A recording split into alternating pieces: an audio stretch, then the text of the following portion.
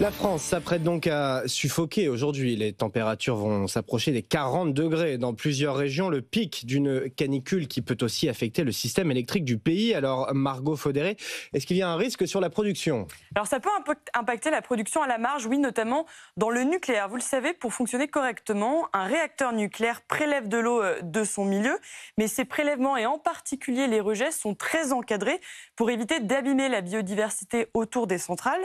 Et donc quand il fait trop chaud comme en ce moment, EDF peut décider de mettre à l'arrêt les réacteurs pour protéger l'environnement. C'est ce que l'énergéticien a décidé de faire pour le réacteur numéro 1 de la centrale de Golfech sur la Garonne. D'autres réacteurs pourraient connaître le même sort dans les prochains jours, notamment dans le Rhône. Mais une fois qu'on a dit ça, rassurez-vous, on ne va pas manquer d'électricité cet été. D'abord parce que ces restrictions dans le nucléaire ont vraiment un impact très marginal.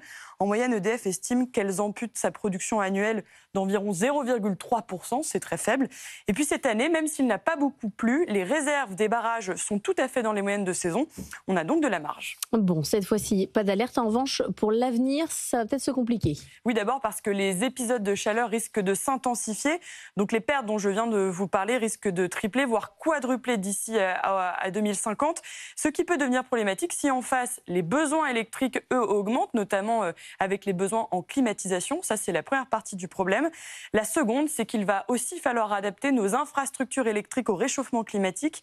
RTE prévoit d'y consacrer 20 milliards d'euros, notamment pour renouveler les pylônes, pour surélever les postes électriques également. De son côté, Enedis aussi va y consacrer une vingtaine de milliards d'euros, cette fois-ci plutôt pour enfouir les lignes à basse et moyenne tension.